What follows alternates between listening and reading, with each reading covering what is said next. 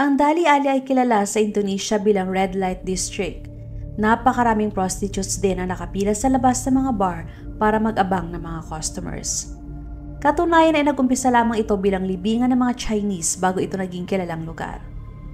Sa likod ng pagkatuklas at pag-usbong ng Dali Ali ay ang babaeng Dutch na nagangalang Dali van der Mart. Siya ang pinakaunang namahala ng mga prosti kaya doon niya kinuha ang pangalang Dali Ali. Noong nagumpisa ang bar ni Dali, ang kanyang mga customers ay mga sundalong Dutch lamang na nakadistino sa Surabaya. Pero habang tumatagal ang mga lokal ay naging interesado na rin kaya mas lalong lumaki ang kanyang negosyo. Marami na rin nagsulputa ang mga nagtitinda sa lugar at di nagtagal ay may mga sumunod na nagtayo na rin ng mga bars. At isa sa mga nagtayo din ng ganoong negosyo ay ang babae na nagangalang Sumyarsi na kilala sa Dali Ali na Mami Rose. Si Mami Rose ay ipinanganak noong September 28, 1948 sa Jombang, isang syudad sa Indonesia. Noong nagkaedad na si Mami Rose, pumunta siya sa Jakarta para maghanap ng trabaho. Nagumpisa siya bilang clerk sa isang tindahan pero napagtanto niya na hindi ganun kalaki ang kanyang kinikita. Hanggang sa may isang kaibigan siya na nagkumbinsi sa kanya na magtrabaho na lamang sa bar bilang hostess sa Angkol area. Dahil sa charm ni Mami Rose, naging suki niya ang mga mayayamang customers at mga high-ranking na lalaki na madalas ay nasa bar. Ngunit sa kabila ng kanyang tagumpay, siya naghahangad din na magkaroon ng sarili niyang pamilya. Nagkatotoo ang pangarap ni Mami Rose nung siya ay kinasal kay Prayit, isang balo na nagmula sa East Java at may sariling mga anak. Sa kabila ng nakaraan ni Prayit, hindi nag-alinlangan si Mami Rose na tanggapin ng lalaki at sila ay kalaunang lumipat sa Surabaya at doon nanirahan para bumuo ng pamilya. Pero dahil walang pinagkakakitaan, kailangan ni Mami Rose na maghanap ng paraan para makapag-ambag kahit papano kay Prayit. Dahil may asawa na siya, hindi na rin maaring bumalik si Mami Rose bilang maging hostess. Kaya nagdesisyon na lamang siya na magbukas ng sarili niyang bar sa Dali Ali. Taong 1975, itinatag niya ang The Happy Home. Sinanay ni Mami Rose ang mga babaeng gustong maging prosti at siya naging parang buga na din para sa kanila. Mabilis na nakilala ang Happy Home dahil puro magaganda din ang mga kinukuhang babae ni Mami Rose. Dumagsa ang mga lalaki sa bar at marami ang naging regular nilang mga customers. Para mas lalong dagsain ang kanyang bar, nagdagdag pa si Mami Rose ng live music para mas lalong makainganyo ng mga customers at para hindi boring ang lugar. At dahil malapit ito sa military base, ang bar ay naka-attract sa mga high-ranking officials at mga military. Kaya dagsa din ang pagdating ng pera kay Mami Rose. Di nagtagal ay naging isang matagumpay na minibar na rin ang Happy Home sa Dali Ali. Kabilang sa mga regular customers nila ay si Lieutenant Colonel Porwanto, ang pangunahing head ng Navy Cooperative sa Surabaya. Noong una, si Porwanto ay isa lamang sa mga customers na nag-e-enjoy sa mga serbisyo na ibinibigay ng Happy Home. Pero habang tumatagal ang kanyang interes ay hindi lamang nakatuon sa tawag na laman. Nagsimula na siyang kausapin si Mami Rose ng madalas at lumalim ang kanilang relasyon. Hindi lamang sila naging magkakilala, naging business partner pa sila. Para kay Mami Rose, si Porwanto ay protektor din ng kanyang negosyo na nag-ooperate sa delikadong pundo ng Red Light District. Dahil nakikita ni Porwanto na malaking kita ng bar ni Mami Rose, kaya bigla siya nagka-interes. Kinausap niya si Mami Rose na gusto niya makipag-partner sa negosyo at nagbukas sila ng panibagong bar na tinawag nilang Sumber Richiki. Dahil alam niya eksperto si Mami Rose sa ganung larangan ng negosyo, ipinagkatiwala niya ang pag-manage at ang buong operasyon. Nagkasundo sila na si Mami Rose ay magde-deposit ng 20 million Indonesian rupiah o kulang-kulang 75,000 pesos kada buwan bilang kanyang share. Pag na-delay siya sa pagbigay kada buwan para itong utang na may interest. Noong una ay naging smooth ang lahat. Wala sila naging problema tungkol sa pera dahil napakarami nilang customers kaya regular din ang pagbigay ni Mami Rose ng kanyang share kay Porwanto. Pero katulad ng ibang mga negosyo, hindi talaga maiiwasan na may ups and downs ito. May mga panahon na walang gaanong customers, lalo na nung nagsagawa ng raid ang mga pulis ng South Surabaya. Matapos nila makatanggap ng report na may kinidnap na minor de edad at ibinenta sa isa sa mga bar sa Dali Ali. Isa din ang Ramadan sa mga rason kung bakit kumukonti ang mga customers dahil sa Holy Month. Pero walang pakialam si Porwanto kung may mga ganung nangyayari at patuloy pa rin siya sa pagdemandang share ni Mami Rose kada buwan. Nung hindi kaya makalikom at hindi makapagbigay ng pera sa tamang oras si Mami Rose, mabilis na nagbabago ang ugali ni Porwanto. Wala siyang awa at nananakit na din. Naalala pa ni Mami Rose na isang beses ay dinuraan siya ni Porwanto o di naman kaya ay binuhusan siya ng inumin. May isang pagkakataon pa na sinipa siya ni Porwanto, suot ang kanyang matigas na boots kaya nagkasugat din si Mami Rose. Kahit ang mister ni Mami Rose na si Prayet ay hindi rin nakaligtas kay Porwanto. Brutal niya itong hinahampas ng kanyang baril. Ang anak na lalaki ni Mami Rose na si Sugeng ay ikinulong din niya sa Marine Headquarters Prison. At ang lahat ng yun ay dahil lamang sa delay na bayad nila sa kanilang share. Lumaki ang galit ni Mami Rose kay Porwanto dahil sa ginagawa nito sa kanyang pamilya. Dumating na din sa punto na nagdemand si Porwanto na gusto niya ang anak na babae ni Mami Rose na si Wati na 15 years old lamang. Si Wati ay nasa pangangalaga ng kanyang lola sa Jombang. Nasa junior high school siya noong mga oras na yon, pero kaagad niyang nakuha ang pansin ni Porwanto. Gumawa ng nakakakilabot na alok si Porwanto kay Mami Rose. Yun ay kakalimutan umano niya ang utang sa kanya ni Mami Rose kung ipapagamit sa kanya si Wati. Pero mabilis na tumanggi si Mami Rose sa kagustuhan ni Porwanto. Para maprotektahan niya ang kanyang anak sa lumalaking obsesyon ni Porwanto, ipinakilala ni Mami Rose si Wati kay Sergeant Adi Saputro, bagong graduate na police officer na naka-assign sa Kisambayan Police sa Jombang.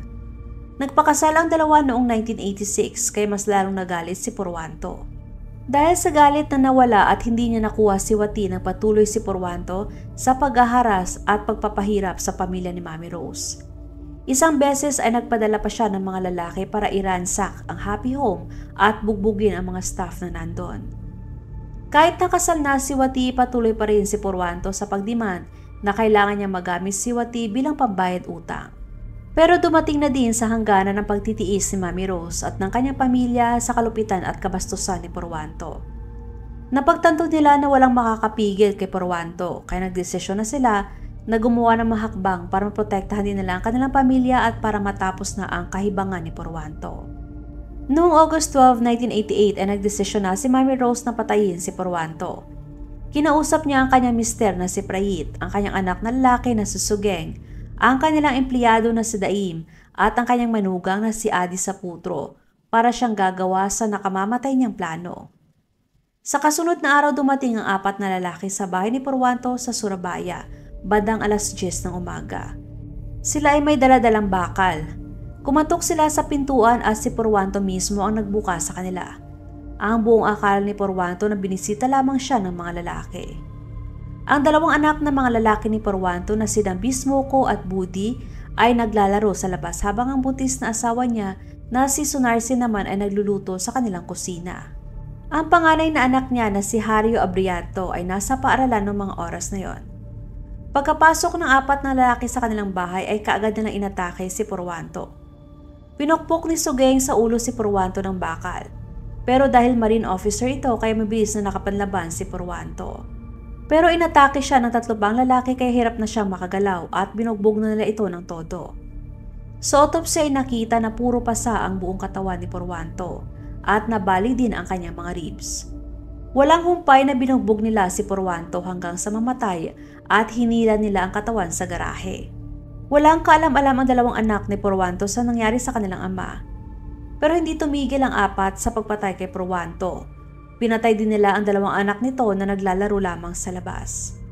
Noong narinig ni Sunarsi ang komosyon, kaagad din itong tumakbo papuntang garahe kasama ang kanyang pamangkin na si Sumariaton. Pero kaagad silang sinalubong ni Adi at Sugeng. Sinakal ni Sugeng si Sunarsi at si Adi naman ang pumatay kay Sumariaton. Namatay ang buong pamilya sa loob lamang ng ilang minuto.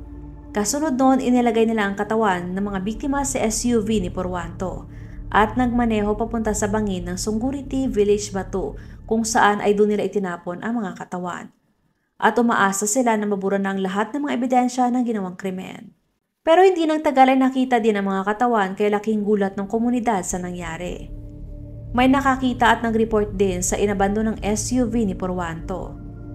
Di nagtagal ay natuon ang mga hinala ng mga tao kay Mami Rose at sa kanyang mga kasabwat. Kalaunan sila ay inaresto at kinasuhan dahil sa malagim na pagpatay. Ang balita ay nagpagulat sa dali-ali at sa buong syudad ng Surabaya. Noong February 1989, ang Surabaya District Court ay ibinaba ang pinal na hatol sa lahat ng sangkot sa brutal na pagpatay. Si Mami Rose ay sinentensya ng kamatayan noong February 1989 bilang mastermind. Si Prayet naman ay sinentensyahan din ng kamatayan. Ang kanilang anak na si Sugeng at Adi ay sinentensyahan din ng kamatayan. Si Daim na empleyado ni Mami Rose ay sinentensyahan ng habang buhay na pagkakakulong. Sa paglipas ng panahon, makailang beses sila nag-apila pero nireject ito ng korte at pinanindigan ang sentensya sa kanila. Si Adi Saputro ang pinakaunang na-execute sa pamamagitan ng firing squad noong December 1992. Si Prayet naman ay namatay dahil sa heart attack noong 2001 habang naninilbihan sa kanyang sentensya sa Purong Prison. Habang si Mami Rose at Sugeng naman ay nag-aantay sa death row. Habang nag-aantay ng kanyang execution ay ibinuhos ni Mami Rose ang kanyang oras sa paggawa ng mga manika sa loob ng kulungan. Noong July 16, 2008, ilang araw bagong execution ay emosyonal na nakita sa huling beses sina Mami Rose at Sugeng sa Madaing Prison. Humingi ng kapatawaran si Mami Rose sa kanyang anak dahil sa nadama ito sa kanyang plano na siya nagdala sa kanila sa ganoong kapalaran. Habang papalapit ang petsa ng kanilang execution, si Sugeng ay binisita pa ng kanyang spiritual guide, habang si Mami Rose naman ay nakatanggap ng suporta mula sa mga pastor. July 19, 2008, si Mami Rose na 60 years old ng mga oras na yon at si Sugeng ay dinala sa execution site. Ang kanilang mga ulo ay tinakpa ng itim na tela. Sila ay nakaluhod ng magkatabi habang nakaharap sa 12 ng mga miyembro ng firing squad. Ang mga squad members ay may layong 5 to 10 meters mula sa mag-ina. At sa utos ng squad leader, sabay-sabay na nagpaputok ang mga miyembro ng squad sa dalawang target na siyang tumapos sa kanilang mga buhay. Sa pagkawala ni Mami Rose, naging tahimik na ang dali-ali. Matapos niyang mamatay, wala nang balita kung ano ang nangyari kay Wati. Sa mga huling araw ni Mami Rose, patuloy pa rin si Wati sa pag-contact sa kanyang ina.